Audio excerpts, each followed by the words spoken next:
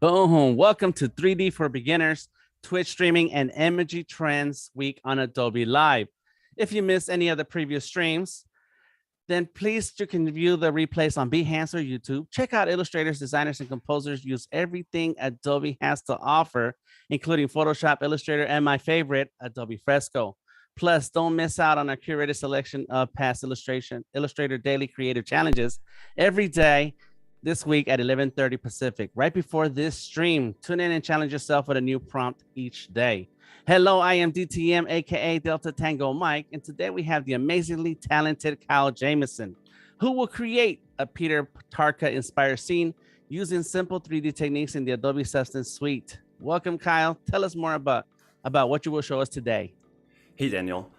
Nice to meet you. And yeah, so today I'm basically going to go through kind of a 3D workflow and kind of going through making a list, kind of making a mission of what I'm going to try to set up.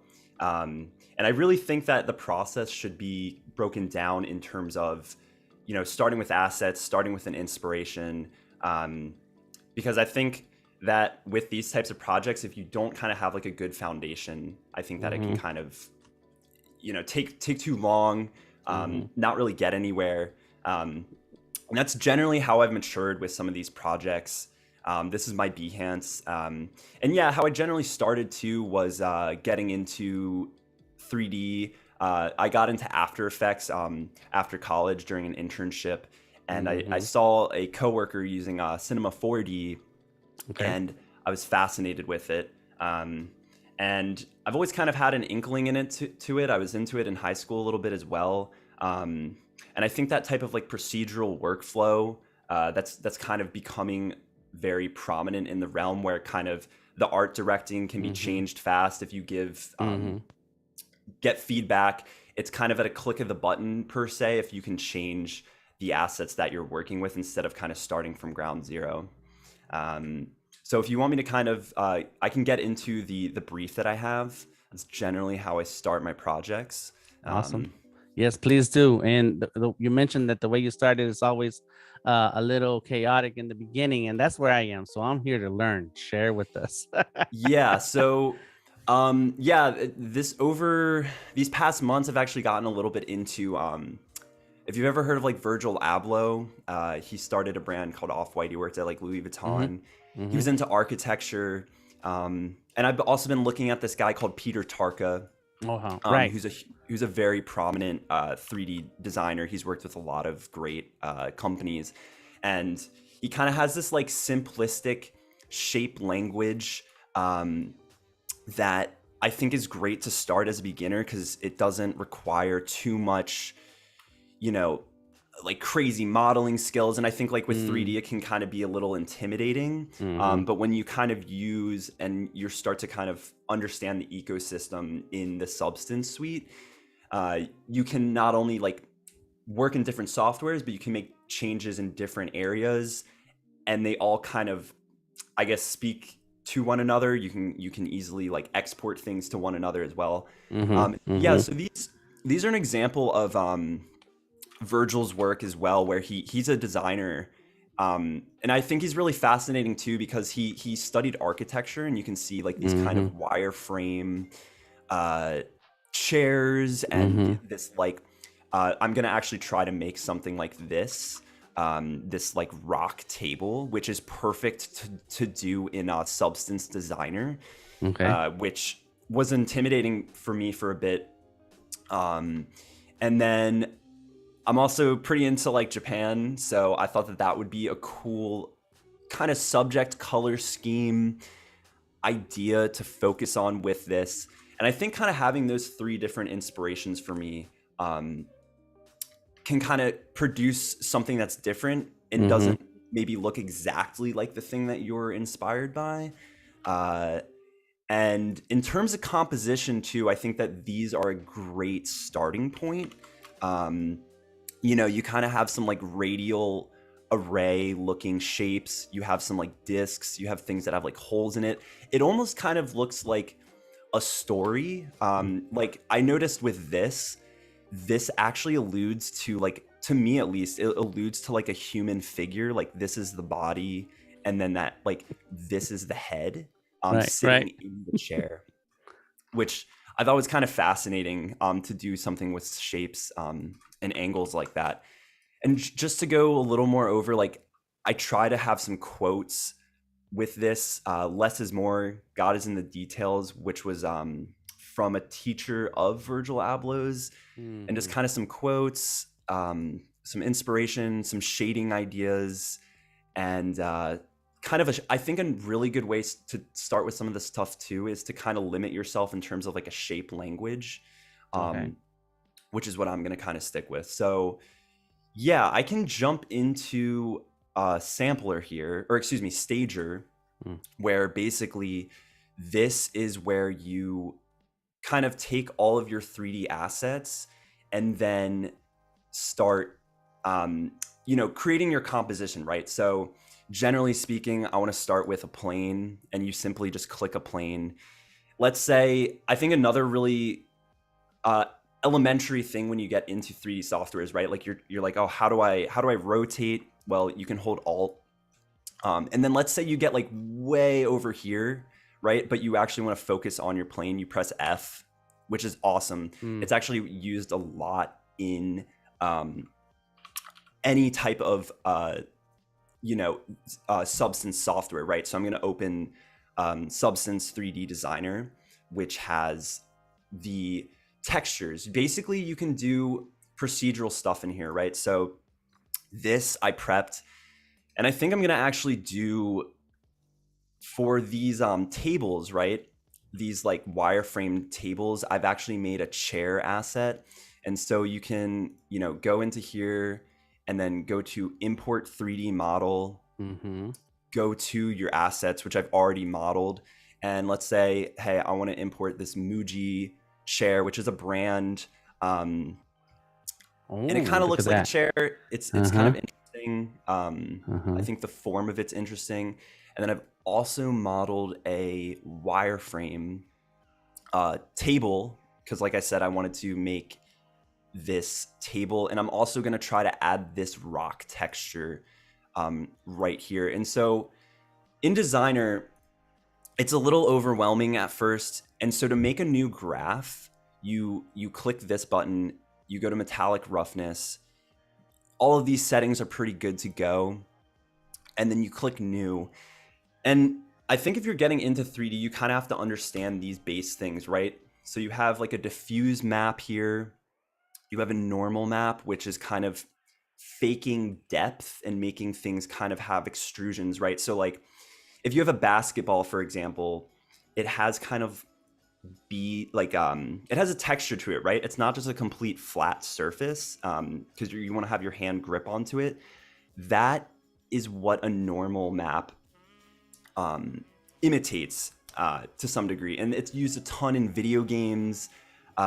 If you're trying to do like environment art, or if you're trying to be a material artist, this is what they're constantly in all the time with these graphs, right? So I'll go back into this just base graph just to kind of explain here a little more. This roughness value too is going to kind of represent like whether you're working with a material that's a mirror, right? Like if it's super reflective, or is it more like a rock where there's not much of a reflection involved? Is your surface metallic? Somewhat self-explanatory, right? Like, are you working with aluminum? Then yeah, it's going to be super metallic. Are you working with a rock? Well, the rock is not very metallic. Right. Ambient occlusion is another map that kind of fakes like the areas between like your sleeves, right? Like there's a shadow involved, and it kind of recreates that shadow. And then finally the height map, which actually I can demonstrate, which this is a perfect example with this rock texture, right? So you can go here and go to scene, and then you can change any types of shapes, right? So I can have a rounded cylinder. And going back to this F functionality, if I'm like way out here and I want to focus on it, I can press F. F functionality is like a Control 0 on Photoshop, yeah, right? Actually, just right, just like in Photoshop. Yep. Yeah. And so let's say I want to add some height to this. I'm going to go to materials, go to default, and then go to metallic roughness and do tessellation and displacement. And actually, I'm going to start a timer here real quick, just so I'm kind of, have some accountability and I don't get a little too lost. Right. And so now that I've clicked that, right, this goes back to exactly the maps that I'm talking about. It has some of my normal map information here. And this graph really just starts with some basic shapes. But in terms of this height map, right, it seems really flat. But then if I adjust this height map, you can now see that I have some more like rock protrusions. Yeah, extrusions. Yes. It looks like if you were per se like standing here, you would maybe be looking at like cliffs or something like that. So I guess for this demonstration, I'll really crank up this height value. And, I think it looks a little too absurd right here. So I think maybe, and that's a constant thing with 3D. I think it's like kind of deciding when to continue, when to not, and kind of dial certain things in. But let's start with, for example, these Virgil materials, right? He kind of has like an interesting gradient, like it goes from orange and then it goes to pink. And I think that that's a pretty interesting base material to just start out in Designer, because like this looks intimidating, right? Like this rock texture, it's kind of complicated, but it can be broken down just like Photoshop. Like you're working in layers. You need to kind of think about, hey, like I want to start with a base shape and then I want to variate that shape with certain nodes. But when I go into Designer here, I need to, for a gradient, I want to add a gradient map, which is just like Photoshop, for example. And then, I want to add a shape. And this shape is just going to be a base shape. And I plug this base shape into this gradient map. And this base shape you can adjust. You can do it square, you can do it disc. But for the purposes of making this gradient overlay, I'm just going to do just a flat. I just want a flat plane. I don't want anything fancy because, for example, in this rock, I actually have an extruding, a much more like nuanced shape that's creating this like rock texture. But in terms of this gradient, I want to go here and then maybe I want to, have this graph editor and I want to go to my Photoshop and say, hey, these colors that I've already chose, I want to sample it with the eyedropper tool, copy the, actually, let's just do the Japanese flag colors, which is red and white. And so I'm going to go back to Designer here and then go to the gradients, double click this, and then you can see here that I actually have the hex code. And once I think I actually forgot to copy it. Yep, I noticed. But I know what you're doing. I know why you're doing that because I do that all the time. That's right. Hold on one second. All right, it's BC002D. Okay, so BC002D. And then I'm going to X out of here. And then this gradient should populate. Let's just adjust this, go to the base color.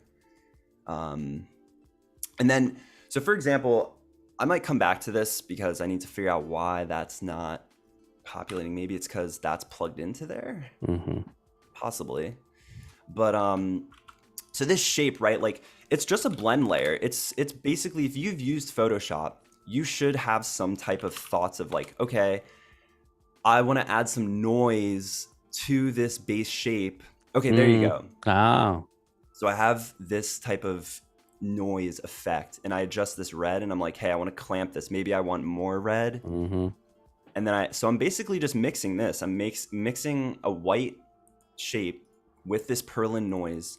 And then I have these options, these blend modes. So basically once you click these nodes, you have all of your parameters here. So hey, like maybe for some reason I don't like, and this kind of goes back into this procedural workflow where it's like, hey, I want a different seed value, which is what that's called, where basically you can generate different patterns with your noise that you have here. And let's say I want to scale the noise down.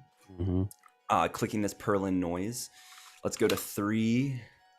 Oh. And then let's maybe add some disorder to it, which kind of just distorts the noise, if I'm not mistaken. But then with these blend modes, I can subtract it. I can do an add sub functionality. I can do overlay. And these are situational. It gets a little more nuanced with that rock texture, as I mentioned. But for now, I'm going to stick with this. And I'm going to say, hey, you know, this seems good. Like, this base color is good. Let's jump back into Stager.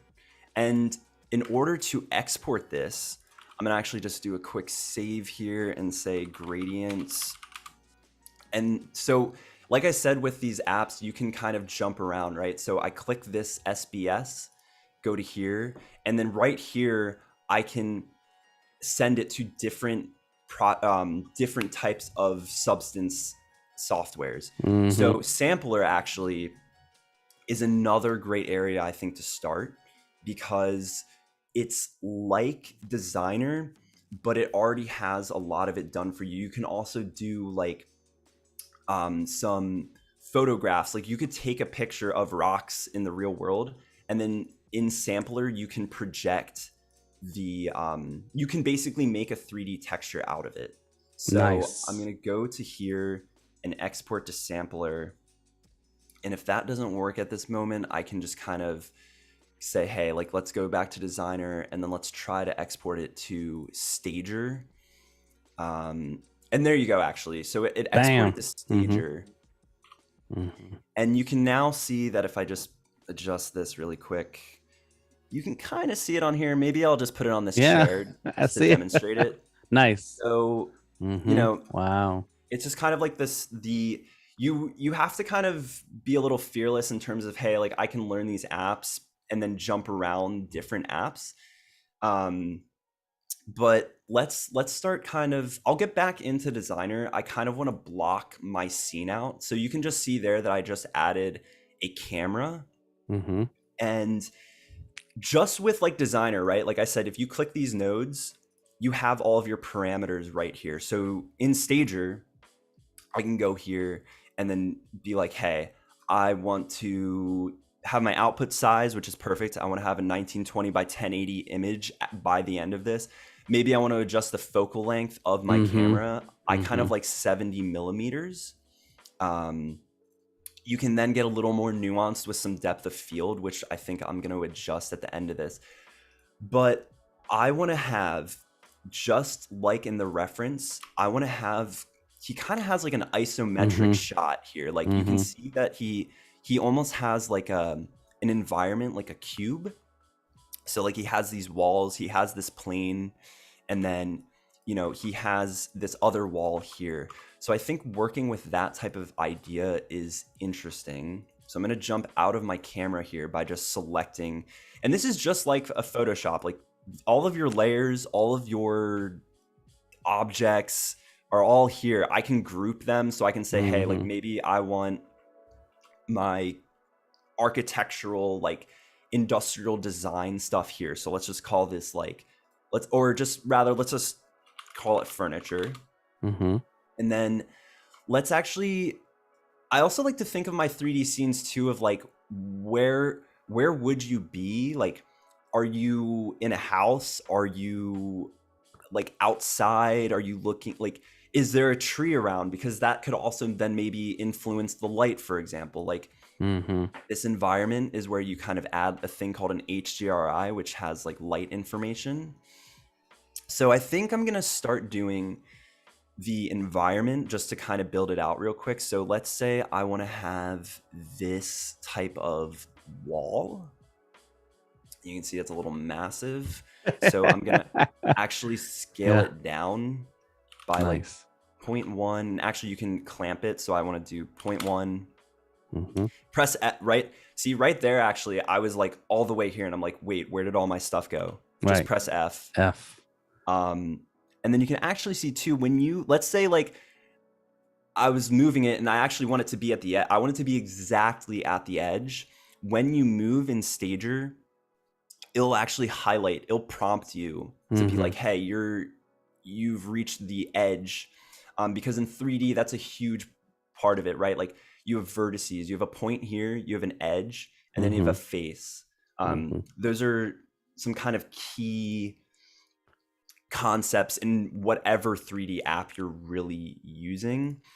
And so then when you also use the assets here in Stager, there's like jugs, there's food, but for now I'm gonna kind of stick with some of these assets that I have right here. And so when you use these assets from Adobe, like I also have some Adobe Stock stuff. So let's kind of like make like a playground. Like I want to have all my assets here for me,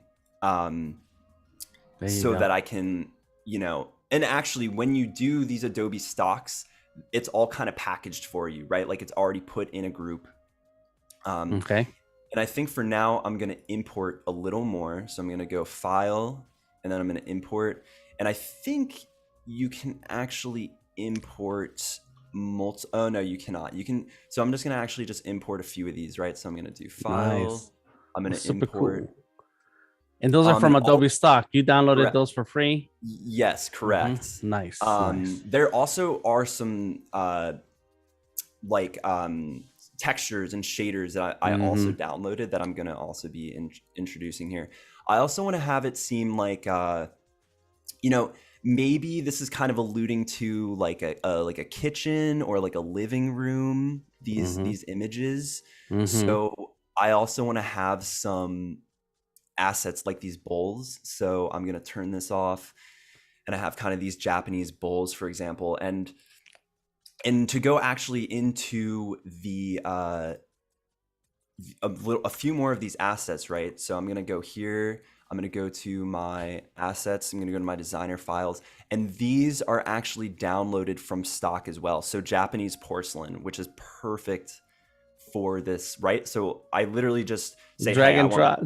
I want porcelain, right? I want porcelain on my, bowls, right? Like they wouldn't really be made out of metallic. They wouldn't be made out of fabric. That's what they're generally made out of. So, right. So I'm going to go here, and let's say, I don't know, I kind of like the deeper one, because I think that it would be cool to maybe like put some of the shapes that I'm going to be using, because with these like Peter Tarka ones, right? Like it's kind of playing with physics. It's like, like in the real world, this would fall over. Like it would be weird for it to kind of be balanced like this. Right. So actually in Stager 2, you can do stuff like that. And so to kind of stick with some of these ideas, I'm going to actually just reduce the height of this. And this is simple, right? Like I can just adjust values. I can type them in. Let's say I want to have it at like 5. Maybe I want the radius to be lower.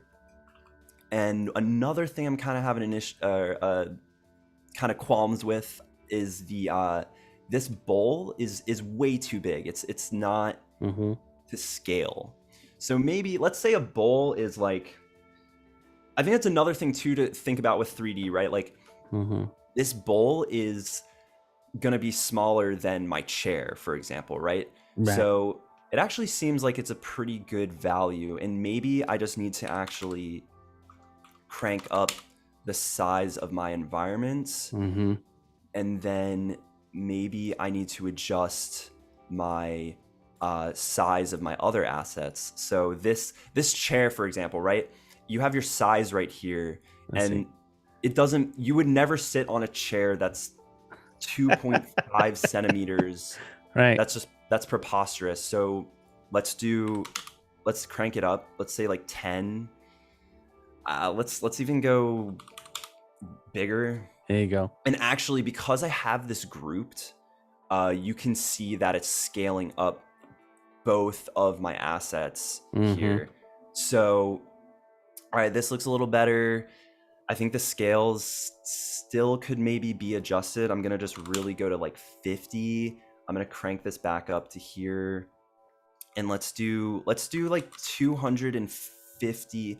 Let's actually just do 2 meters, because 2 meters is 200 centimeters, or 200 centimeters, right? Okay. And then I have this here. I have this here. Maybe I want to make my wall a little bigger. So I want to maybe make the wall height larger. I want to make the wall width wider. So let's do like 1,000 centimeters.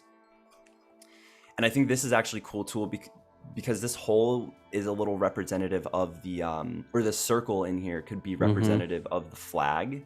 Like the Japanese flag is pretty much just, Oh, you know, that's right. has like a circle here. So I sort of like the idea of adding like Easter eggs. If you've ever played video games and you know like there's Easter eggs that they have in the game for you to be like, oh, like this is alluding to or referencing something. Yeah, little surprises. Yeah, like something for you to chew on. I think is a very interesting idea. But you know, let's keep like adding to this playground real quick, because I want to like have the pieces to the puzzle that I'm trying to put together, if that makes sense. Let's import a few more assets. So I'm going to go to the Japanese chopsticks. Let's just drag this over. I just want to have kind of everything laid out for me here. I think I have one more model. I think I already imported those. I imported those. I think I've imported everything at this point. And then my other thing that I was trying to do here, right? The shape language that I was speaking about at the beginning. I want to have spheres. I want to have triangles. And now maybe you're thinking that, hey, these basic shapes, I don't actually see a triangle. Well, that's where you would start with a cylinder. And in here, you can adjust that. So right now, this is measured by, there's actually 48 points that are making this cylinder here, or rather this circle. And a triangle has 3 points. So I just click 3. What? And then you generate a triangle. And then I'm gonna, let's say I'm gonna adjust this height.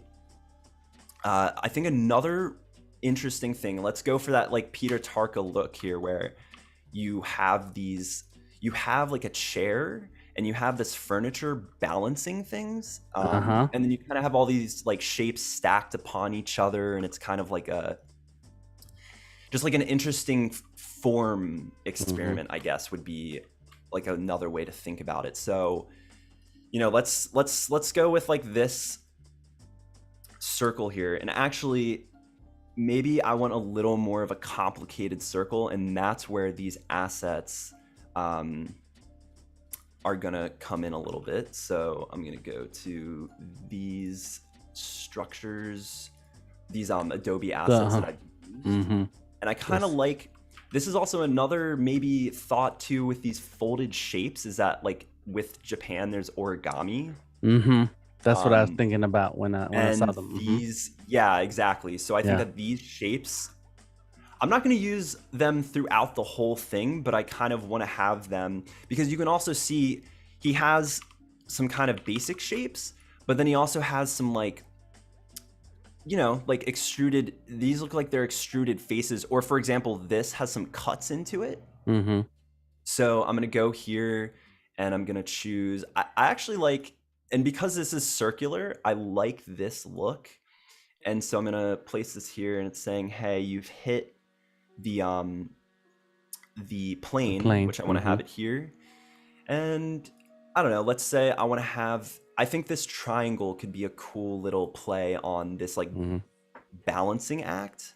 So I think this is also an Illustrator too, where if you, let's say like I'm adjusting this angle and I'm like, oh, this is not as precise as I'd like. You just hold shift and it'll actually move by 15 degrees, which is super nice. So another thing that I've also been playing with a little bit recently is just literally angles and like the perception of that. And there's an angle that I really have been liking to play around with, which is called the golden, I think it's the golden angle. It's noticeable in like patterns of flowers and stuff like that. And you can kind of see right there that like we're kind of getting that illusion of like, hey, this physically looks kind of Um, well, let me go a little into this. You can actually, another cool functionality into here, you can make this thing called a collision object, which in 3D, like, let's say you had like a ball crashing in, like a ball crashing into a building, and you want the building to look like it's getting destroyed. You want a collision type of effect. And this is what I'm going to do here, right? So I'm going to say, hey, when this triangle hits this shape, this folded, let's just call this a folded sphere, I want this to collide into it. I want it to, you know, like be affected by it. And let's just go here. I might have to come back to that, but let's just adjust this a little more. Let's push this down. There you go. So see see how like it looks like it's falling like over, attracted to it, basically. Yeah. Nice. But that's perfect, right? Like this is perfect for that illusion of like, hey, like in real life, this would never. You would maybe see it falling, or maybe you would take a picture of it at this point, which I think is the cool thing with Peter's compositions, is that he's, you know, making these layouts right here. So I'm going to go back into my camera. I'm going to say, hey, like, let's just decide where I want my camera. And right now it's super zoomed in. And let's go for that like orthographic view. So I'm going to go to my transform here. And my position here, it's, you know, I can kind of adjust that, but let's just do this adjustment. And then let's make sure that my rotation is 135 degrees. Oh, maybe that was not what I wanted there. Maybe I want this actually to be 180 degrees. Oh. And then let's go to 0 here. Actually, let's flip that around. Sorry about that. That's all right. This is a fun ride right now. Yeah, that's what you do. You experiment. You try to see what you like, what comes up, and precisely. And you start remembering these numbers. Yes. Yeah. So let's just go to like, I think I was like happy with that negative 135. Whoops. Let's just see. That's kind of, I think actually, my bad. I forgot about this actually. See, you're kind of going crazy. You're like, oh my gosh, like this camera. But if you actually just, I forgot that you can do this with the camera selected. So I want to say, and actually this is a great practice. There's in 3D, you can use things like null objects, or this thing called an empty. So like, let's say I want my camera to focus. I want my camera really to be focused on this little corner right here. Actually, I'm going to duplicate this. I think you can do, yep. Control D is how you duplicate in here. And I just want to establish my wall. And I want to go here. And then I want to bring it right here. And maybe that wasn't perfect. I just want to make sure that I have this. I might switch. I want to have like 2 different walls. Like I want to have these walls have 2 different textures, just for like a little more visual interest. So actually, let's just choose some type of wall asset. Let's maybe just do this like square, although actually I think that square idea kind of goes away from the idea of the you know, I'm trying to stick with circles, spheres, and triangles. Right. So I think for now I'm just gonna do a simple and by the way, all this stuff's here. Like I have my assets here, I have my shaders here, right? So like all of these shaders, right? Like you just drag it from here. And you're like, oh, cool. Like I have these interesting things. And I think for now, I'm going to drag some on, because visually speaking, like when it's grayscale like this, it's not, you know, it's maybe not the most like engaging thing in the world. So I think I'm going to add like just a little bit of visual interest. Let's go to these Adobe Stock things. I want to have, let's do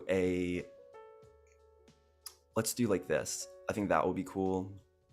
Although actually, let's maybe put that on the floor, because I think that the UV is like it's a term for how like textures are projected onto 3D objects. Mm-hmm. And you need to make sure that those are all fine and dandy, because you might get into a little bit of a scruffle there if you don't, and it might not project the right way.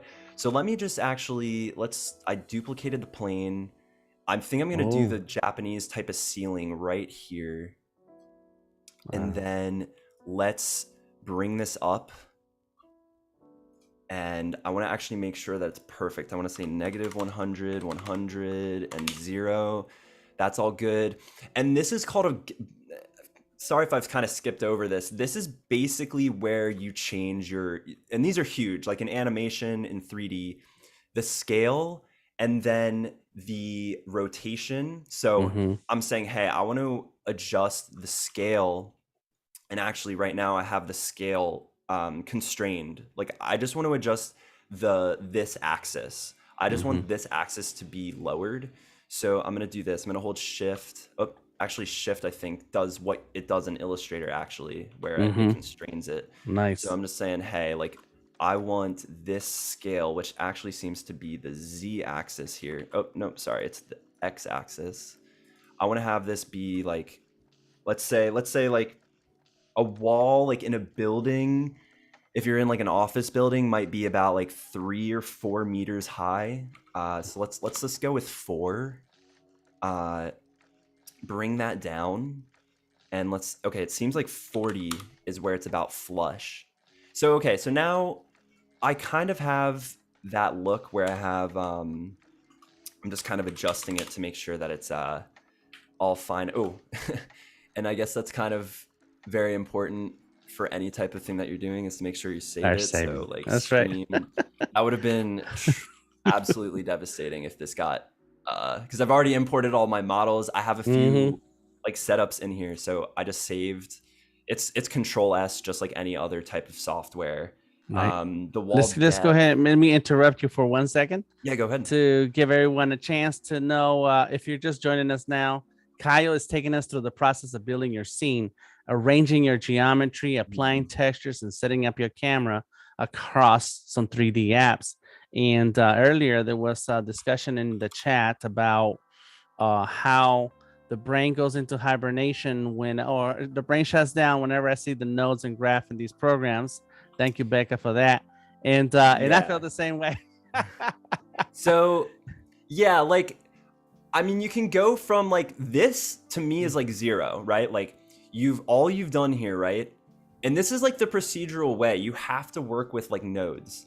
And I think if you think a little bit about like if you're into Photoshop, like this really is like Photoshop here. Like, okay, I have this generative noise. You press tab to go into these types of effects, maps, as you will. Like, let's say, for example, like if you're looking at a mirror in real life, you probably have some like splotches on it and stuff. Like in Designer, you already have these. You have a grunge map.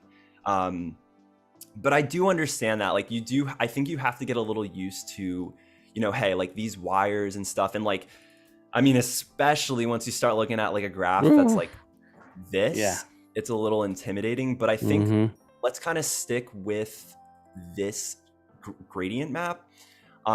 There's a ton of good tutorials. Like, for example, this fabric, which I hope to not butcher her name. Her name is Louise Meline. She's French, and I think she's a developer, or she's a beast at a designer. And she has a tutorial on this, which I think is a great tutorial. And like, you know, this is so cool, right? Like this is like a if you get super close, it looks like it's chainmail. It's a fabric. And really, yeah, like if you're just starting out, it does look like a lot of nodes, but I think it's a super cool thing to like jump into it. I think it's about a 45-minute tutorial. It's called, like, if you look up Fabric Substance Designer, I think you'll be able to find it. But in her instance, right, like all you're doing is you're taking this map, which I found online. It's a Japanese pattern. You have to make sure it's tileable. And really, I'm feeding it into different nodes here. Mm-hmm. Like I'm transforming it, right? Like I'm saying, hey, I want it to be smaller. I want to rotate this image. It is kind of like a Photoshop mindset in that sense. I'm using levels. Like you literally use that in Photoshop. I'm just adjusting the color values. I'm blurring it. Like I'm saying, hey, like this is a little too sharp. I want to kind of blur it. In here too, I'm basically, you can see where I'm blending this, right? Like I'm taking this anisotropic noise and then doing this subtraction onto. So I'm being like, hey, like I don't want my shader to look just like this map. I want it to have a little more character. And actually, this is kind of with that procedural thing. Once you have this setup, I now have like a different pattern. So I can just say, hey, I want this type of pattern. I want this here.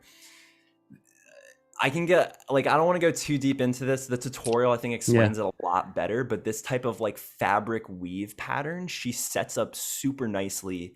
And you can see how at the end of the day, I'm basically making some weave patterns here. It's called a weft. This graph here, this graph here. I have the textile pattern, which all I really did was just say, hey, like, I want to blur some things. I want to do some grayscale conversion because I don't want this color. And then at the end of the day, this whole complicated thing, it's all kind of coming down to bringing all of these together and then maybe adding something like, you know, I want to add some like imperfections. This kind of goes back to this, like, if I'm working with this, right? I want like I think one of the quotes that I have is like, God is in the details or something like that, right? Like, and really, what is it? Yep, God is in the details, less is more. And so really like this fits perfectly with this, where I'm going to here and I'm saying, hey, like this moisture noise, I want this grayscaled. I'm adding this fractal sum base. All of these are just nodes. Like, you know, they're kind of, think of it maybe as like an Adobe Stock, where it's like in Photoshop, if you finish like a poster and you want to add some like imperfections to it, it's all here. Yeah, Then Justin Roy said the same thing. He said, you're just layering effects and maskings to get the effect you're looking for, just like the appearance panel in Illustrator. So yes, thank you, Justin Roy, for that.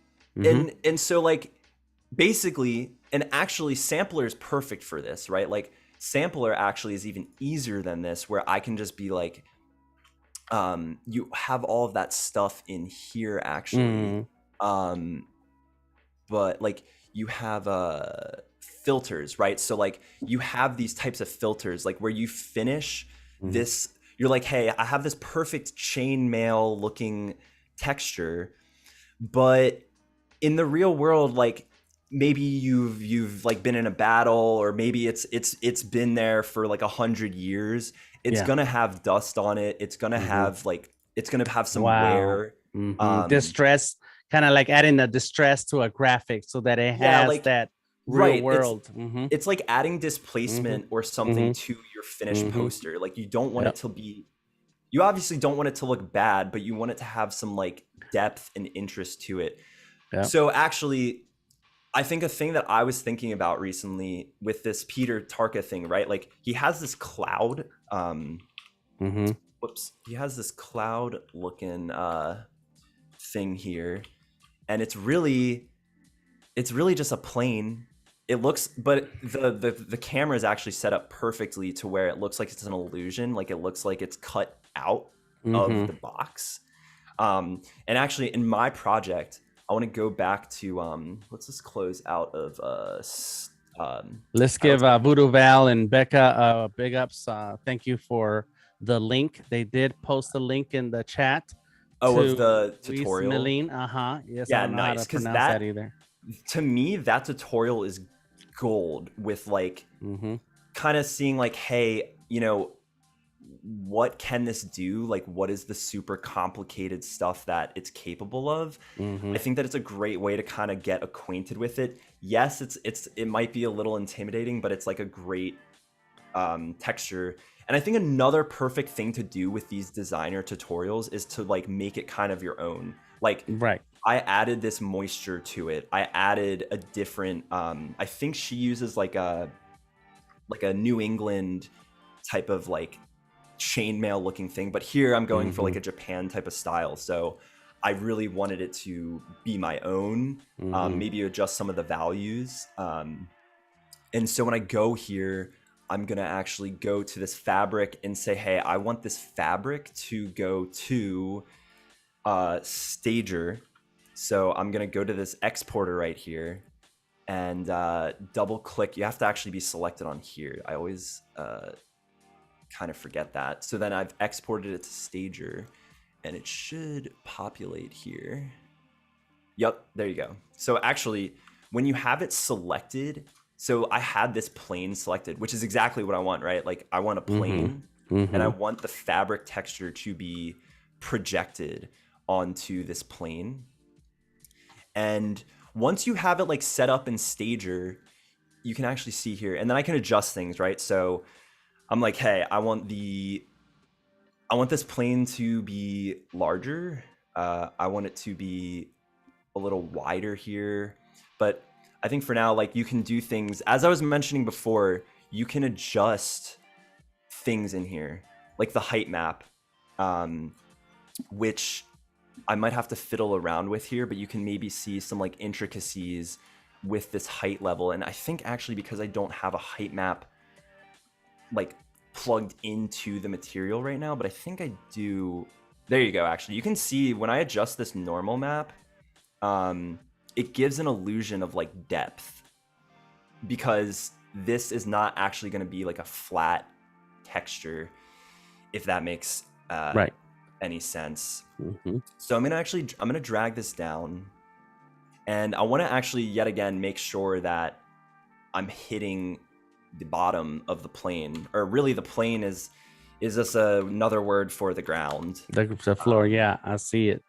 Right. Yeah, so I'm gonna cool. actually, it seems like this plane, and you kind of need to think about some numbers, right? So this plane is 20 centimeters by 20 centimeters, so it's a fifth of a meter, but that's not too important here. Like but I guess what I'm saying is basically I need to make sure that the plane is at the halfway point. This is about 10 centimeters, and I want to make sure that the Y value, it's hitting the plane right here, right? Like if I go down, it's cutting through here. I actually just want it to be flush, right? And I want to keep it at 10 centimeters.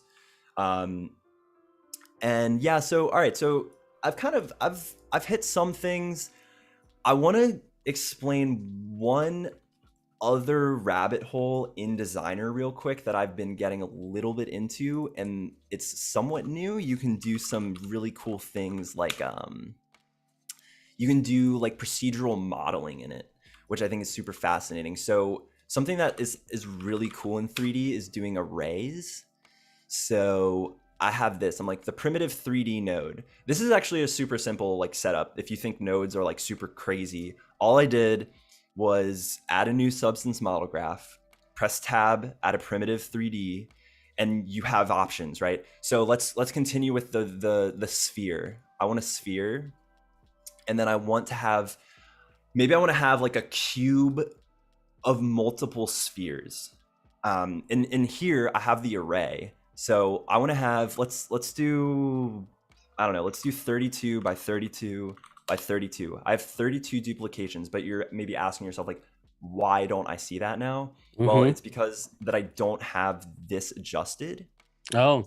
And you can actually see here now that I have 32, and that actually seems, let's actually just do an 8x8 grid. Let's do 8x8, and then let's do a separation of 100, which I think is about a meter here, if I'm not mistaken. And then you can see I have this. Wow.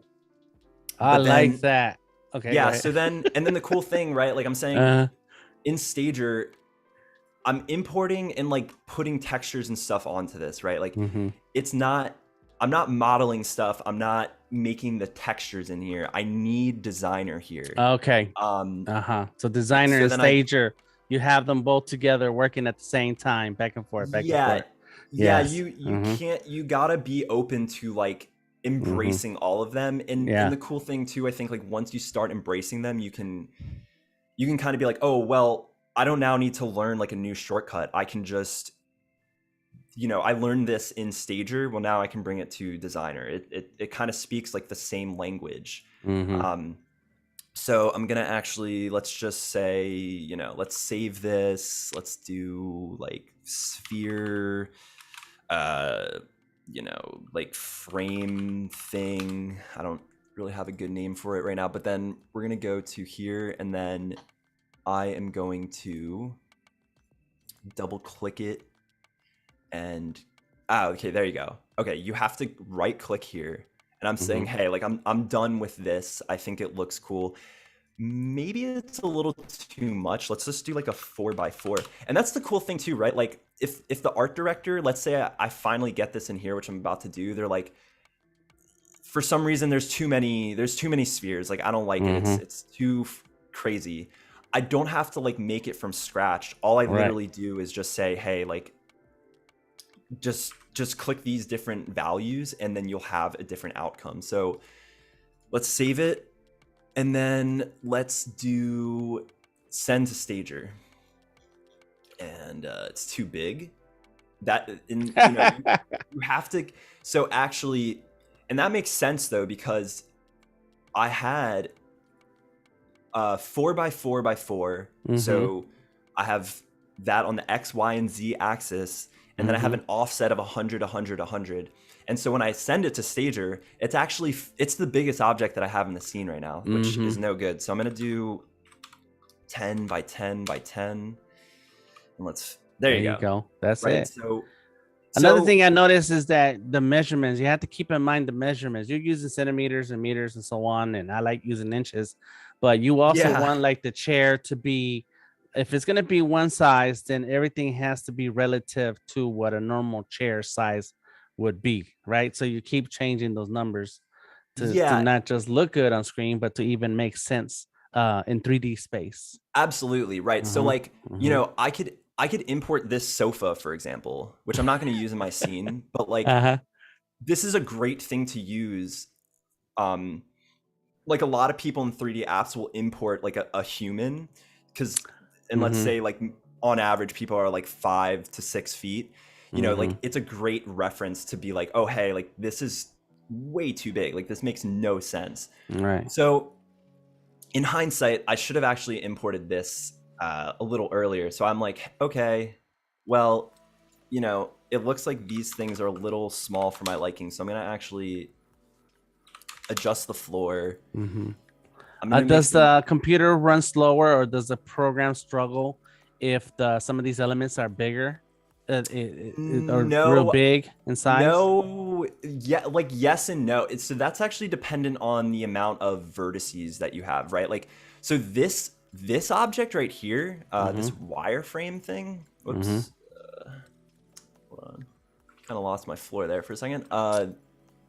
This wireframe, or like these folded ones, they have a lot more faces. I don't know if you can actually see the value, but like this plane, for example, is just one face. It's super easy for your computer to calculate. But like this sofa, I mean, it could have like, let's say it has like 10,000 faces. Okay. So yeah, like the size, like the scale of it doesn't really matter, but the amount of faces. And like I said too, when you get into 3D, you kind of have to like understand that, like the faces, the edges, and the points. Like on a plane, the points, the edges, and the face are super big, or just super important to kind of comprehend. I think that will kind of give you a great like starting point. Gotcha. All right, so yeah, so I kind of demonstrated here, like with with Designer, you can do some procedural modeling. It goes a lot more in depth. There's some crazy stuff that you can do in it, but I'm just gonna stick with, I'm like, okay, that's cool. I've kind of made some little more complicated geometry, right? Like he has some simple ones like that, but then he has some interesting geometry here. And with Designer, I could just bang that out real quick, right? Like I have this sphere, and then I have these multiple spheres, and it's kind of like an interesting looking pattern. So let's rotate it. And actually another super important thing to comprehend with 3D is the origin point. And you can see right now actually that the origin point, which is indicated by That corner. this, is at the bottom left, I guess is what I would That's say. bottom But back. you can, I want it at the center because right now I want to manipulate the rotation. I want to have it maybe at like a, you can see that Peter plays with some like different types of rotations and like different kind of like basic 3D ideas, but when you rotate them at a 45-degree angle, and then I'm gonna go back to that golden angle, which I like. I think that's the name of it, 137.5 right here. And so let's kind of arrange it a little more. Let's like bring it down, and then let's kind of orient it. And oops. It's gotta kind of be a little more precise. Like I just want it to go down. I want it to be like I want it to be as if it's like sitting on the chair. Do you ever zoom in and use the arrow keys? Is that something you can do? Arrow keys? The arrow keys, I don't think so. It's not like I think you can do that in like Unreal Engine, but it's not like a game engine. So now the arrow keys, I personally think that you should use this. When you're first starting, you should absolutely use this gizmo. Like this gizmo has it all here for you. But you should hold like shift, like I want to scale it. I want to scale it equally here. Like I don't want to just like grab it and not do that. Gotcha. So, I kind of like this scale here. And really in his composition, the plane is pretty much the biggest item, other than I would say the backdrop. But let's like not consider the backdrop as like an item. Maybe like it is, but so let's go to 40. Let's do -40 to orient it, -40, and then let's just manually adjust this camera here. So you can actually see I have the camera selected. And I want to go into camera view, and let's go into the camera view. Okay, so let's adjust it. Let's do this. Let's do 135, and then let's do 180. And I think the angle that I'm looking at. Okay, there you go. Right. So I now have it oriented in that like almost orthographic view is what I'm kind of going for. Like I want it to focus. Actually, let's just do that. Let's press F. That's actually, I think that's probably gonna be my way to go. I get a little janky if I don't do the F function with the camera, right? Like I was going backwards, I was going side to side. But so like for example, like let's say I want to focus on this triangle, like press F. There you go. But I don't want to do that. I want to focus. This plane is like well, for one, I love the texture. And two, it's like kind of the center. It's the focal point, maybe you could say. Like it's the centerpiece. So let's go back to Stager. And we've got a little more time. So I think I've kind of covered like the camera setup. I think I've kind of covered like how I go with the brief. And I think I want to add a little more. Like the composition is just not there. Right now it's just kind of like it's kind of word salad. It's like a playground right now. So I think I want to have I want to get out of my camera view. Well, actually, in terms of composition, I want to say in the camera, like I'm saying, hey, like this, to me, it's like, this is the shot. Like I want to set up this shot, and I know that I want this to be pushed back because it looks like in Peter's work, it's almost hugging the edge. Like the edge is right here. Like the corner of the box is about here. The plane. And those circle shapes on the right side, the kind of edge on the clouds. Yeah, and actually, it's like a play of alignment. There's the edge right there. And like it also alludes to me. It alludes to like a puzzle. Like, oh, does this is like a lamp, but it kind of makes me think that maybe this circle like fits into here or something. Like it gives you that kind of like concept. So I'm going to align that. And for now, I'm gonna just, I might bring these fancy walls back in when I have the time, but I just want to block out my composition here. I don't want to spend too much time with like fiddling around with some dimensions of the walls Okay. right now. Like I just want to have I want to have like a cube, but a broken cube, because when we get further down the line, I'm actually going to add some lighting, and with the lighting, I'm going to want it to come into my scene. And let's make sure everything is pretty organized, right? So I want this plane to be with this plane. Let's name things. Let's call this ground. Right. There you go. Let's Name call your this- Lakers.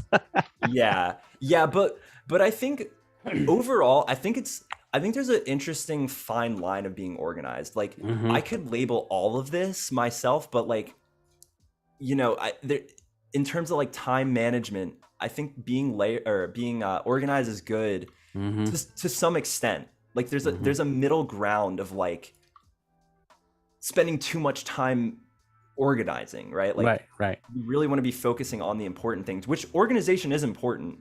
But I think that there's a cutoff of like how important it is. Okay, so all right, that's what I think he has. I think he has, like, you can see too, like the light is coming in here. Like you can see the specular. That's actually another important value of 3D is these. Some of these look like they're plastic, but then some of these look like they're actually maybe like reflective plastic, like they have maybe like a coating on it. And the cool thing is then you can detect where the light's coming from. So it looks like the light's coming from here. And to me, that makes me think his light, which actually, I'm not going to get into lighting too soon, but I'm just going to add it for purposes of a demonstration. Like the light looks like it's right. Like this is my light object, and I want the rays of light to maybe in my composition. I'm gonna try to have some more interesting lighting, but to me it looks like he has a light that's hitting from that angle. That's your key light right there. Voodoo Val, big ups to Voodoo Val. She says, I love how often you refer to your reference your work very digitally to keep your eye on the ball. Yeah, and I think when you're starting out too, like think in that, like, come back to it. Like I try to think of like someone like on my shoulder, kind of like repeating these concepts that I have. Like right. So like going back to it, like thinking to myself, okay, like do I have circles? Do I have triangles? Do I have cylinders? Yeah, I have furniture. I'll get you. That's okay. Good. What do I not have? I actually don't have the Japanese text, which... And don't forget to save. Carol, thank you, Carol says, and save. Name your layers and save. I think it has been probably... Yes, it has been. I've seen it popping up. Awesome. So there you go. Let's actually go into Illustrator, because I want to show off a 3D thing that it can do. And let's just make like I want to actually I don't know why it does it by points. I want a 1024 by 1024 plane. And then let's actually Google like how do you say Illustrator is being a little weird there. Let's Google triangle in Japanese. Okay, that is the translation. Okay, and then I'm gonna go to my text, and I'm gonna go to text here, and I know you're an Illustrator guru. Okay, there you go. All right, that's where it is, and I think I have Japanese activated, and I want to make sure I am. This I believe is Chinese, and then I know. Fun fact, I've actually started taking like a Korean course. Nice. So I do know some of the Korean, which one is Korean or not, but I think the Japanese one is. I believe that this one I'm almost certain is. So I'm gonna choose this one. And I click it, and then I say, hey, like I have this Japanese text, and if it's not actually Japanese, which I think this is, right? Like it wouldn't. I don't think I would copy and paste correctly if I didn't. But the cool thing is like I said with designer, like I'm making my models and I'm making my textures in here. I'm not doing it in stagers for the lighting, for the composition. But in Illustrator, but let's say I want to actually have a 3D text. You do have this text here, but I want 3D Japanese text, and you can do that here. So and I think for some reason it had it open by default here, but all you have to do is click. Once you have your text that you like, you're like, all right, this is here. It says triangle. And then I go to the window, 3D and materials. And then all I do here is do extrusion. And then you can see it is 3D here now. And now I select my layers, which my layers. Clever is providing some assistance in the chat. I can't even try to pronounce that. I will say it wrong, but is that does look like Korean. He added Korean to the chat. And Voodoo Val says, I started a Korean course. I haven't finished it though. The Duolingo bird has been threatening me to finish. That looks good. Okay, well, I'll go back to that. I think off the stream, I'll confirm if it is the exact word. But for demonstration purposes, no matter what languages, like what I'm kind of demonstrating here is you can make some interesting 3D assets actually in Illustrator, and then export selection, have it selected, go here, be like, okay, like Adobe, the stream, blah, blah, blah, models, Illustrator exports. Yeah, pay attention to where you're putting it. Yeah, and then organize your files. Triangle, Japanese. The path does not exist. That's fine. Hold on. While you're working on that, hello everyone. Warm welcome. If you're tuning in from YouTube or Behance, remember to subscribe and like the video. Leave a comment, question, or suggestion so that we know you are there. Adobe Live replays are available when we're offline, and we have replays on both channels on YouTube and Behance. So please make sure you subscribe so you don't miss out on the creative goodness. Back to Kyle. So, okay. There you go. So I have asset 3 here, and then I'm going to go to Stager, and then I'm going to get it out of my camera, and then I'm going to go to File, Import, 3D Model, go to my desktop, which is where I saved it, go to OBJ, go to Asset, Generate UVs, and then there you go. All right. Wow. Cool. And I noticed that you did not even bother with colors while you were in Illustrator, because you can always add all these extras in Dimension and Substance. In Stager, Stager. Yeah. Right. So right. I'm not gonna, and honestly, I am rusty in Illustrator, so I don't touch 3D anyway. I don't touch 3D. I don't want to like deal with adding the gradients and stuff in here. I know that it's fully capable of. But that's why I'm in here. And then I'm like, okay, let's go back to like the Adobe Stock stuff that I have, and let's say I want like I want this to be wood. And then there you go. You have the wood. Wow, look at that. Because like, yes, it just looks kind of intricate. It has good UVs, which, like I said, is kind of like how you project these textures onto something that's more complicated. Like putting a texture on a plane is a lot simpler than putting it on this text, right? Because this text has so many different faces, etc., etc. Another thing that I have not really gone over is in this object area, you can do a thing called displacement.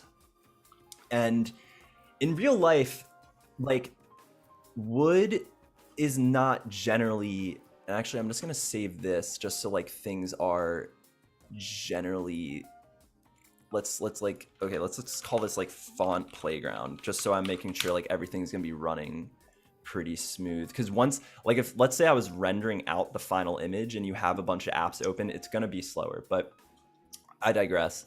So let's like add more displacement. You can see now that like wood in real life is not gonna just be, unless you're like literally building a house or something. Yeah, maybe the wood's gonna be like completely flat and like perfect, real smooth. But in real life, like if you were in Japan or something, like you were looking at trees, like you were looking at like an old castle or something, like stuff's gonna be, it's gonna have some wear and tear. It's gonna have displacement. Like it's gonna look, it's not gonna be perfect. It's not gonna look bad. Like I'm not going to make it like, if I really crank it up, maybe that's not like the greatest example to demonstrate it, but you can see now that like it has some like interesting kind of crevices and shadows, and without it, that wood grain is popping off. Yeah, right. Yes. Like, and it'll pick up more shadow information. And maybe I'll like keep this in my composition, but I think it's kind of cool because, well, one, I don't speak Japanese, and I like the idea of like you as the user, or excuse me, as the viewer looking at this, and it kind of goes back to that like Easter egg mindset to me, to myself. It's like, maybe I want them to kind of think like, oh, what does that mean? Like maybe they like look something up because of the artwork or something, like maybe they're interested. And I actually do have that in some of my pieces on my Behance of like I have like a gold project, for example, and I tried like learning myself more about like what gold, like how is it made, et cetera, et cetera. So like, to me, if I kind of sneak this in here in the composition, which I'm still going to adjust, it would be kind of neat to have. So we're at all right, we're at 4:15. So I'm thinking, let's just do some adjustments to this composition. I want to have it, it's, you know, I have this aligned. I personally like, in this composition, it looks like he has the plane about, well, it's actually really dark in this one, but it looks like, for example, in this one, it cuts right at the edge. I do like that. So I'm gonna actually copy that myself. I'm gonna put it here. And it looks like if I do negative 140 centimeters, and then let's do negative 90. Actually, because I pushed it back, I see. So let's just go to negative 80, and then let's just adjust it. I just saved it real quick, and let's push this over. There you go. I like it. Okay, it seems like negative 136 is where it's gonna like meet the edge right there. And then I want the table, just going back to like that Virgil, and honestly, like Virgil, he was like a great, just like generalist. Like he does 3D, he does architecture, he does like fashion. And so it's interesting that his composition, he has the table kind of in these like settings, he has them as like kind of the centerpiece. Even at an angle, it's still in the center right there. Right. In between those two so chairs. Yeah. I actually, because that this asset is a triangle too, I actually want it to like, I want it to like point towards you. And actually, because I have this group, because I have that grouped in the furniture area, I need to make sure that I'm actually selecting this triangle. And orthographic views are perfect for manipulating like at certain angles, and I believe orthographic views are really prevalent to like 90-degree angles, and half of 90 degrees is 45 degrees. So it's a perfect angle actually to go to this camera. And now it might be a little hard to see because of the, let's just like, let's keep that gradient that I initially made. Let's maybe make this table a little bigger. Oh, actually, hold Oh, the rotation. I believe I have it clamped. Oh no, that was actually the group that I was adjusting there. Mm-hmm. That's a really important thing to like, I think, consider with this, is that like you need to make sure that these groups, like you're selecting the correct asset. Otherwise, I think when you're starting out, it can get a little like, oh, what just happened? Like, what did I just click? Type of like mentality. And so right now I'm holding shift, and I'm gonna try to think in terms of like I want to have this be like I don't know if you can do, I would love to know, or if this could be a feature to add into this, if you can actually add a camera overlay. I would love to know if you could do that, right? Like I want to have a 2x3 grid. Like I want the lines here and here and then across. So I'm gonna kind of guesstimate and say that this table is going to be about, let's just scale it to like 32. Oh, not that. Wow. 32. All right, let's just keep it at 32. And at this point, I think I'm just gonna scale and rotate and use the assets. So like, for example, I've imported these chopsticks. I like the idea of the chopsticks, and maybe this base thing can be put here. And actually, just like this Virgil piece, he has the, like, in this instance, I've used a wireframe as the base of my table, but I actually want the tabletop. So for the tabletop, I think I'm gonna do I think we're actually gonna use at the very beginning, I think this was the very first asset I had, was the cylinder. And I'm going to take the cylinder and I'm gonna, let's just kind of go above. And I would love to know too, like in certain other 3D apps, you can like change, you can say like, hey, I want a side view, I want a top view, but for now I'm just gonna do it here. I don't know if there is like a shortcut. Like in some apps, you can use your numpad and press like 1, 2, 3, 4, 5, and that will adjust your view. I did a 3D session with Jazz, the artist, and I do remember she had like a couple different views you could look at. One which was the camera, so you can always refer to what the camera see, the composition for the camera, and then the other view of rotating around to move things around. There, and I can't remember if there was more than one view at the same time, or she had a click on to change where she was a second ago. And like there in the other one, you can have like you can have like two views at once. Like let's say you wanted just to look at the top, but then you also wanted to look through the camera. But I'd have to look at the documentation for that. That would be very helpful. Big ups to I'm sorry, Kyle, hold on one second. Big ups to Clever, Elizabeth, and Becca. Don't want to forget about you. You guys are keeping the chat alive. Thank you very much. And Becca does, let me see. No, Elizabeth is asking, what kind of specs do you need so that the 3D programs don't absolutely fry your device? So yeah, I mean, you had a Windows 11 right there going on. Yeah, and like I think I have like a 1650, like I have it right here actually, like my system information. I believe I have 32 gigs of RAM. Nice.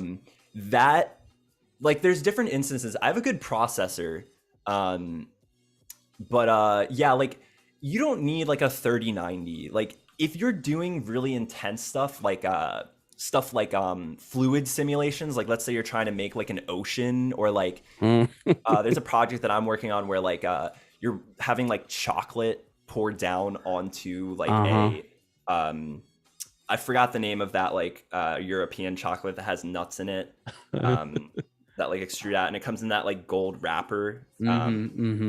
But anyways, if you're doing like smoke simulations, fluid simulations, stuff like that, yeah, like you should start considering it. And if you're doing like animation, like in After Effects and stuff, like, yeah, you do kind of want to beef your computer because it's going to save you time. But I don't think it's, by no means is it necessary, especially when you're starting. Like there's, I just don't think it's necessary. Like you should absolutely explore and like experiment with it. And like when I first started in 3D, like I had this like, man, I had this like 2015 like MacBook, and Mm-hmm.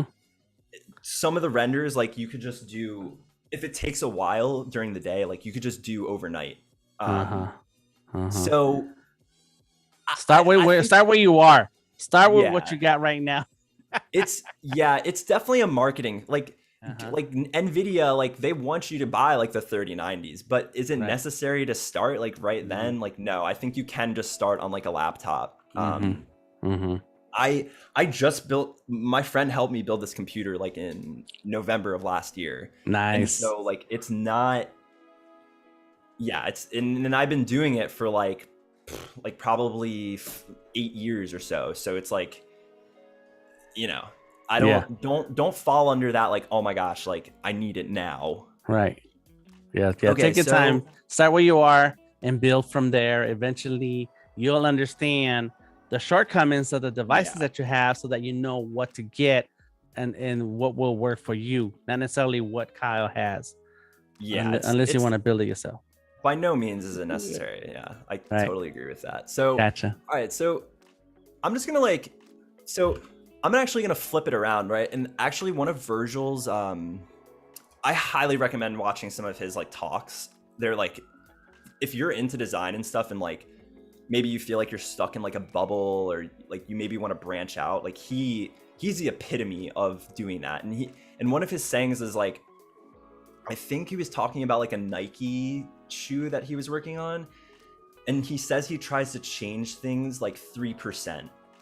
Mm. So like he was told to like redesign this Nike shoe, like he redesigned it 3%. So Mm-hmm. that mentality here, I think I'm going to do that with this table, right? So instead of the table being, I actually want the base to be a wireframe, Mm-hmm. but then actually instead of this being glass, Mm-hmm. maybe I actually want it to be like granite, or for instance, I want to show off the rock texture that I made. Right.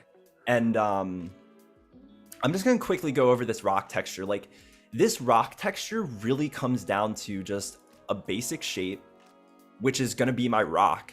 Like this is my rock shape. Mm-hmm. You use these things, these other nodes called tile, like Mm-hmm. tile random. This is simply just an iteration of the shape. So I just kind of have a little more detail. Mm-hmm. And then you use, I think that this is one of the coolest nodes in Designer, is a non-uniform directional warp grayscale. And it's kind of like a fancy term for like, just kind of like warping shapes and like distorting them. And when you can like distort them by an angle, you can lower the intensity here. You can change the modes. That node is a little nuanced, and I do think you should follow some tutorials. I highly recommend to Daniel Theiger and Javier Perez.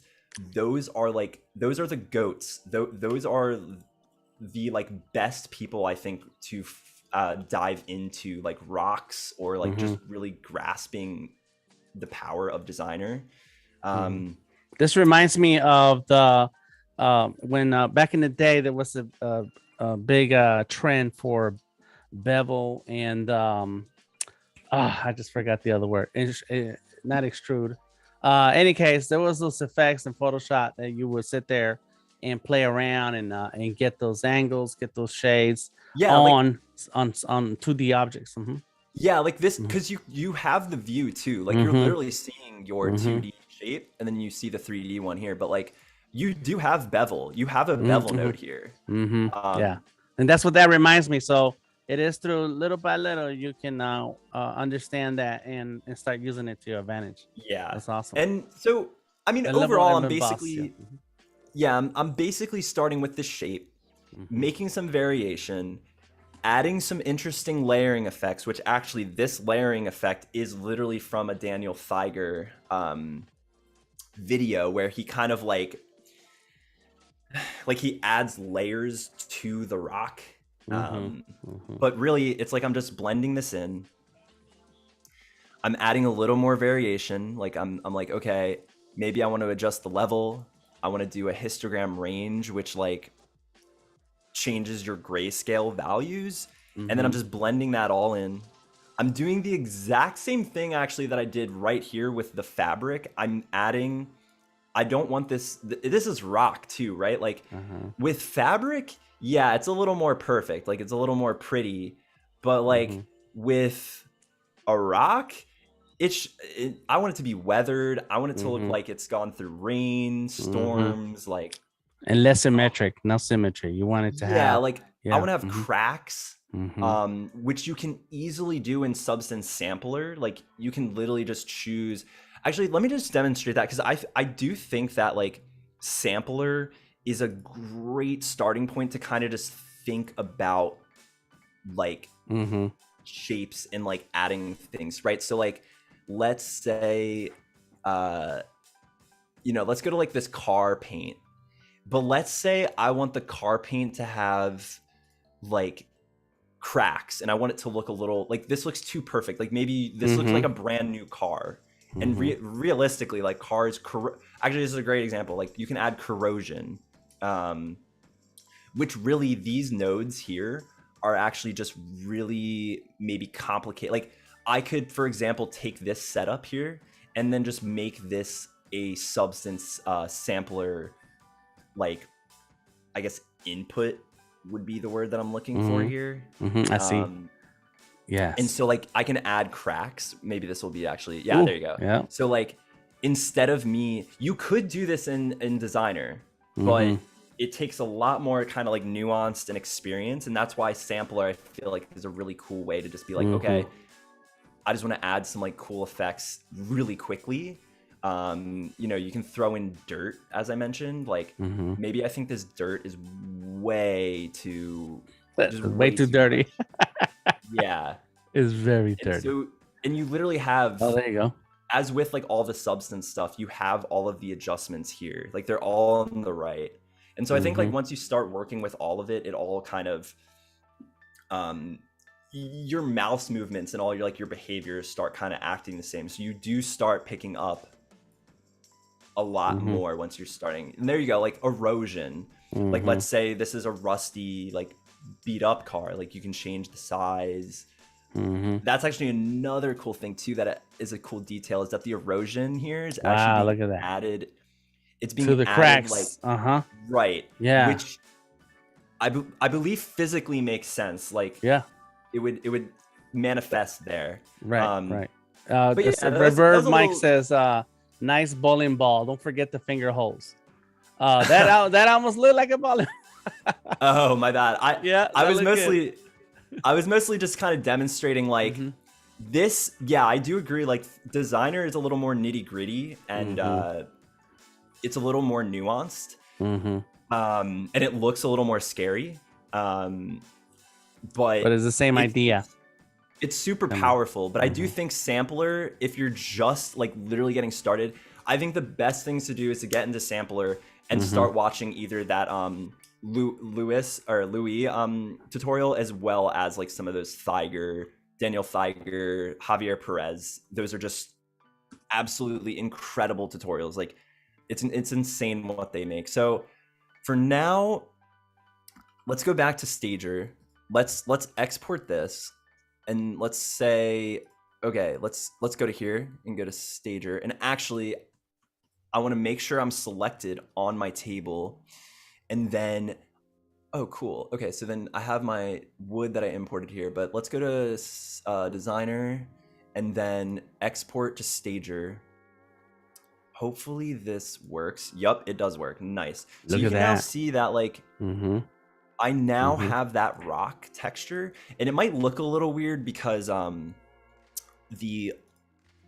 of like light is so important in 3D, and you can see here actually that like there's a light being projected onto this texture, but right now I'm looking at the back of it where the light's not showing. So moral of the story is this doesn't look one-to-one yet, because the lighting in my scene here is not set up, which is, I will get into lighting more tomorrow, but that's why it's like a little more dark. It's not it's not 1-to-1, which is Not fine. ready. It's not ready. It's all right. We know it's And there. Mm-hmm. So, and with rock, I totally want displacement. Like most rock is not like smooth. It's not, Mm-hmm. it's not perfect. But I think actually displacement is actually real. If you're going to talk about like PC specs and all that stuff for 3D, displacement is pretty heavy. Like it will slow things down. So you should dial it in when you're like ready to, but I think I'm going to keep it off for now. Like I don't want it on right now. And another thought too is like, if I want this to be maybe more of like a white rock, all I do is just go to this like gradient map and adjust it. Like, oh, sorry, I just deleted that. Like maybe I want this black value to be pushed up. So maybe I want it to be more gray. So I'm gonna I know a value of like 555, like a hex code for a different gray, and then I'll just actually I don't think I pressed enter, my bad. Oh no, I did. I think I did. Yeah, I think you closed the window. Either way, like you adjust it, and then when you adjust it, you just simply will export it and drag it back onto your scene. But I think all right, we got like 15 more minutes. So I think let's chip away more at like the actual composition. I think that I'll work a little more on the composition tonight and a bit tomorrow. Because, like these are some like basic shapes here. Oh, and actually there, I just moved the group. I didn't want to move the group actually. Yeah. And you can, just like with Photoshop and Illustrator, you can lock your stuff. So let's say I'm done moving my table. Like I don't want to move my table anymore. So I'm gonna actually do the shortcut is Control L, and I have it locked. And let's go back to my camera view. And there it goes. Oh, wait, okay. Maybe you have to lock the group, I think is actually the thing here. And you can always ungroup it, right? And then create its own layer for it. But I think for purposes of just staying organized, like I want to keep it in a group. But but if that's the case, I need to make sure to keep it. I need to make sure like what I'm touching or moving is like what I want to move. I don't want to, you have to stay organized in this circumstance. Alrighty, so I do like this idea here as well. And these folded shapes, I want to choose, I like this shape too. So let's turn this one off and let's ditch this one as well. So I'm just gonna like turn those and let's bring this one over. And let's bring this over, and then let's maybe bring this porcelain bowl over. Yeah, all right, let's say like someone was eating here. Like just kind of, I think like that's the thing too, is like with these basic shapes and stuff, like you're trying to maybe kind of tell a type of story, but the story might be up to others' interpretation. Like they don't know what happened, or like where is the person, etc., etc. Like so all right, I've moved the bowl here. Thank you, Budaval, for the update. We have 20 minutes or so left. Please let us know if you have any questions for Kyle, and because we got a lot to share. It's been a packed full of info today. There we go. This little item is cool too. I think that this is like it's a secret. And like instead of a like a napkin in like America, I think they use this, like they use like a chopstick stand basically, so that like the tips of it are not touching like something dirty, like an ashtray.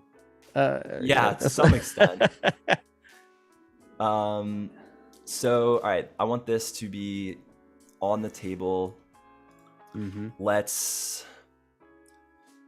Okay, actually a cool thing to do with the chopsticks would be to do the collision stuff, right? Like maybe I want it to seem, or actually let's do it with the soup spoon. Mm-hmm. Let's make this a collision object, which is actually right up here. Although maybe I think you have to turn it on here. Okay, that's fine. And then I want it to look like it's in the bowl. Yeah, right, exactly. So I'm gonna move this, and then I'm gonna push it down. So now it's not working, right? But that's because I don't have the collision object turned on. I think another really important thing to do when you are considering getting into like 3D and stuff is at this point, I'm always on the Substance Discord. It is a huge help. Okay. Like there literally are the developers there that are like there to help you and assist you. Like let's say you're like, oh, this collision object's not working. Like they will be there for you. Like and like trying to solve it. Like I think with 3D, it's art. It's also technical, and so like when you kind of run into those technical problems, it can be a little frustrating when you're starting out. But that's where it comes into like, I literally think like those types of discords are like a live Stack Overflow of people to like assist you when you need help. So, all right, this Japanese bowl. I also, let's maybe say like, I just want to show off these assets. I think they're cool. And I didn't have to spend time modeling them. So let's like maybe just bring this one in, and maybe I want it to be like, I want to show off the colliding a lot. Like the colliding feature in this app is super cool. So I maybe want this like bowl to collide with this one, but for now, let's focus back on the spoon. Let's select this bowl. Let's make sure that this is a collision object. And then let's bring this spoon. And there you go. All right, cool. So now you can see that it's like interacting with it. It's kind of like a physics simulation. And if I like rotate it, let's like search, or excuse me, let's view the camera again, which actually I want the camera to be like, in terms of I don't know if I can, I'm trying to drag it up. Maybe it's because it's in a group, but I want the camera to be like the top. Maybe if I select this, shift select, okay, whatever, it's not a big deal. Let's just go to camera view. Boom. And now you can see, wow, that is a bad etiquette to do. Is I was in camera view and I zoomed in, and I didn't want to change my view, if that makes sense. So actually I'm gonna go back and let's go, I'm just gonna save it because I've done a few adjustments, and let's go here, let's adjust it.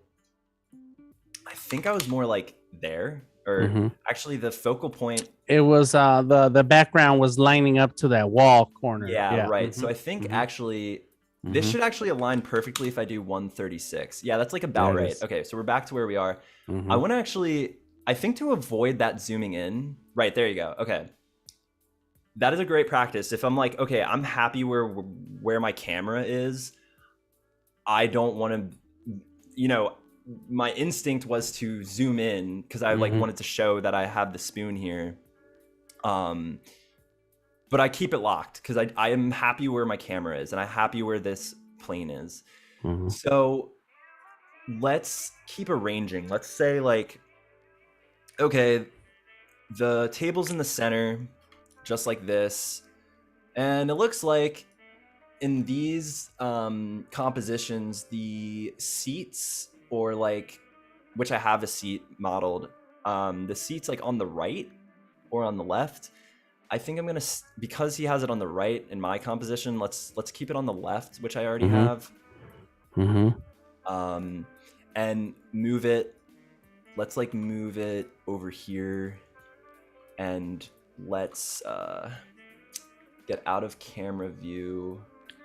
Are you Kara has a question. Could Yeah. you show how to align things using that center dot? And you're not necessarily aligning, are you? Is that something? So that goes back to like the origin point thing that I was talking about, right? All So right. like if I want to bring some more assets in, like I'll show an example. Like let's say let's do the teapot, the cup, and let's bring this here. You can actually see right here, if I focus in on the cup, the origin point is actually at the bottom. And but I actually, let's say I want it in the middle. You need, and I want it to like, let's say for some reason I want the cup to be like flipped over. I don't know why, but I just do. And I'm gonna actually bring the origin point in the center is most of the time what you want. And I actually think too, when you do that, just really the origin point's important, because like the way that I think a designer detects where other, you know how like I was showing that when you drag a certain mesh, it'll like say, hey, you're like at the edge of this mesh, or hey, you're at like the face of this mesh. I believe that is detected by the origin point. Okay, which is why it's called the origin point. It all starts right there. Yeah. And so now you can see like when I rotate it, it's just gonna rotate from this center. So I hold shift and okay, something that I was kind of experimenting with in another stager scene was faking a fluid, like a spill. So all I would really do there is be like, okay, and actually I kind of like the idea of maybe having like some of this like kitchenware on the table, but like something happened, like maybe someone like scurried away from the table and like spilled everything. Like I don't know, you come up with like the concept. You come up with the story based on what you see, and what you see is like something happened. Yeah. Right. And to me too, that makes it not just like a thing you're like, oh hey, like that looks cool. Like you have more of a like concept. An action. So yeah, so if I want to have that spill, I can go here and be like, okay, all right, I have the cup selected, go to the cup, and then you have these like I said too, right, if you were going to try to do in another 3D app, like literally try to simulate like the cup tilting and pouring over, that would take some time. But with this, I'm gonna just take like this splash. Actually, I like this one, and I'm gonna just like drag it, and then I'm gonna just orient it like it looked like it was coming out of this cup.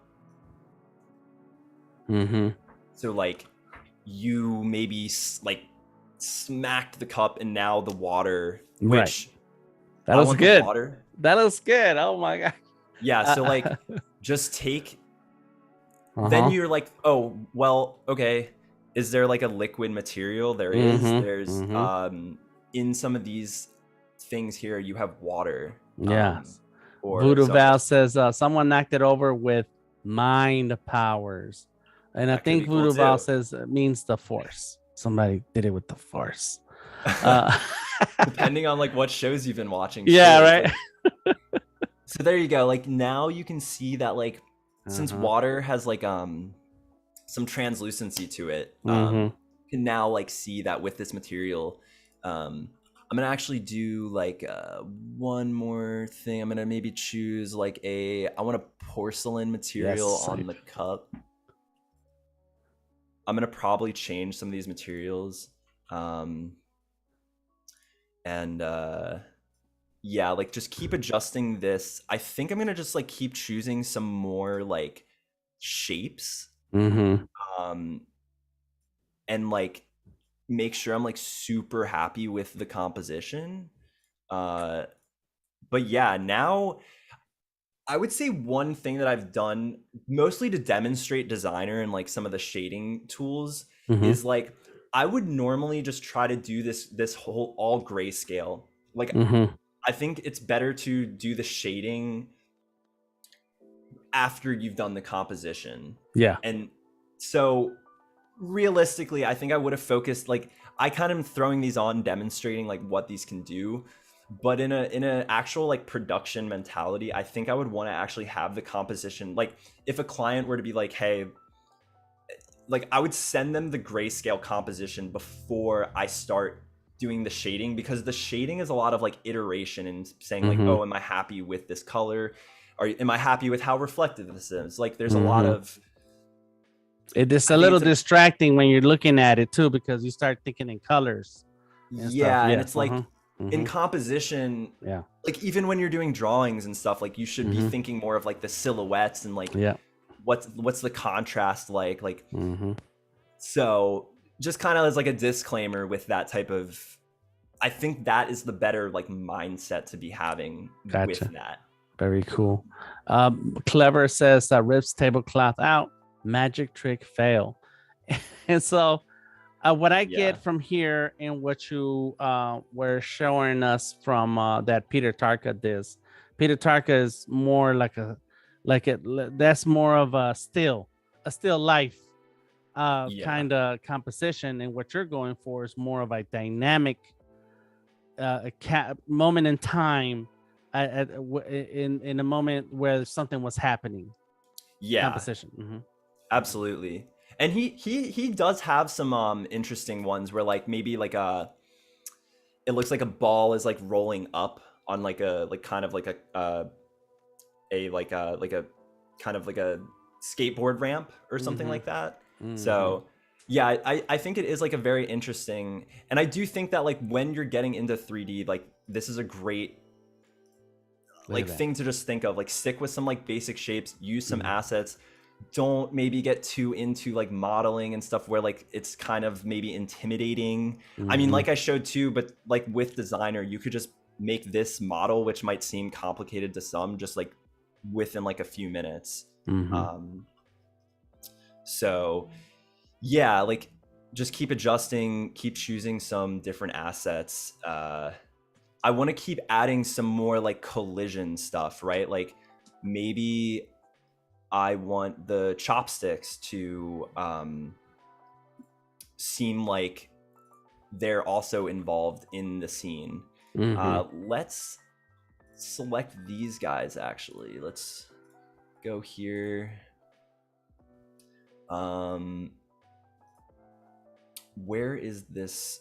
Okay, there's this triangle. Let's call this triangle.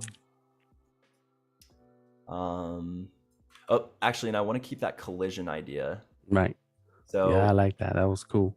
And Voodoo Val says that ramp is called a half pipe. Right. Skateboard ramp. Yeah. it's been a while. Yeah. Okay. Thank you. It's definitely a challenge to be like working, explaining, and talking, and trying to like go through what words you can remember.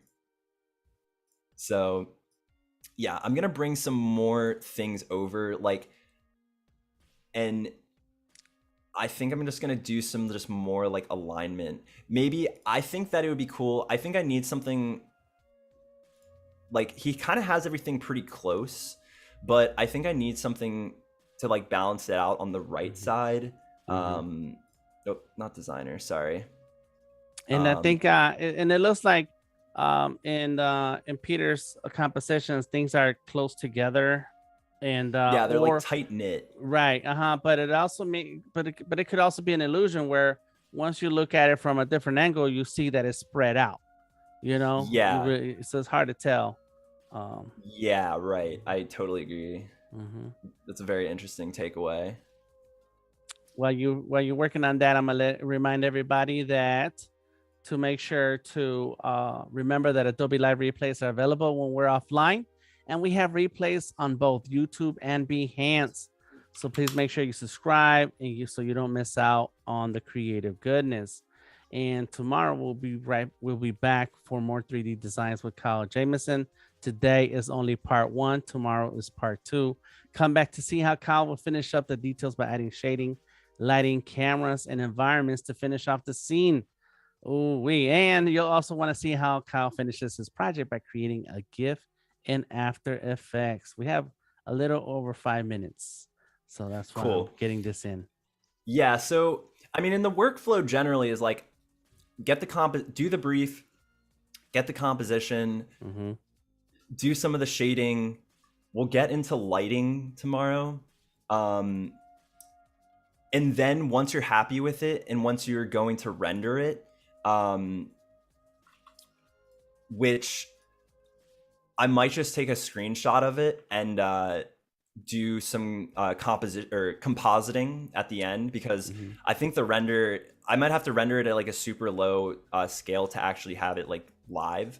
But I do like compositing, and compositing is basically like saying, let's go into a ray traced mode. So that's actually what it looks like ray traced, and you can see right now that actually it's denoising. So you can kind of already see some of the light, and actually I think I still have that light in here somewhere. Let me just, I think actually if I do, what if I do Shift A? I wonder if there's a way to like, I did Control A, like to collapse all of the folders. I don't remember the shortcut for that in Photoshop or Illustrator, but I would assume it's probably similar. But you can see, right, like actually the water now is like picking. This is rendered view, so I'm gonna get out of it eventually. Like I'm not gonna stay here, but you can see that like the water has like reflections of that red background, huh? You can see a reflection. Yeah. Yep. Really cool. Yeah, I might change the color of this red too, because now you kind of can't see the table, because the table's also red and white. But I'll probably edit the designer file of the gradient a little bit more, but I do like the gradient on the chair. I think that is a cool look. I'm gonna just go back to some of my Adobe Stock, basically like designer files. Like they have it here for you, right? So I'm gonna go here and do like, let's actually drag. Let's drag like, let's do, I don't know. Let's do that ceiling thing on the wall. Let's maybe drag it onto here. Let's get out of ray traced mode, because that is just gonna slow things down. 2 minutes. 2 minutes, Kyle. Let's see. Cool. Let's see what you got. Good to know. Okay, yeah. All right. Sorry, it was loading. Okay. So, all right, you have there you this go. Wall. And then I think for the other wall, I might do like a this other really neat looking where are we? This laser cut wood. And then you drag it onto this plane. And it should populate. I think actually I had them all selected, which is why it just populated all of it. Oh, and I'm selecting the group. Okay, there you go. That is why that's happening. But yeah, so you go here, drag it, and boom, it should populate. And I think that this wood texture is really awesome. Nice. So look at that. Camera. Wow. Like, yeah, but yeah, I think I want to live in that room. Yeah, I want to live right there. That's a cool spot. Big ups to Voodoo Val for keeping the chat focused. Thank you very much. Stick around for our special pick of the past Premiere Pro Daily Creative Challenge. Join Sam Peterson on Twitch tomorrow morning at 8:30 a.m. Pacific for a special Adobe Express stream. You can join him at twitch.tv/Sam Peterson Art. And we'll be back tomorrow with more 3D design with Kyle Jamison. Come back to see how Kyle will finish up the details by adding shading, lighting, cameras, and environments to finish off the scene. Thank you, Voodoo Val says stay tuned for the Daily Creator Challenge Encore coming up next. And don't forget to tune in tomorrow for day 2 of this session with Kyle and myself. I am DTM. Telling your name, Kyle, and we out of here. Thank you. All right. Enjoy your day, everybody.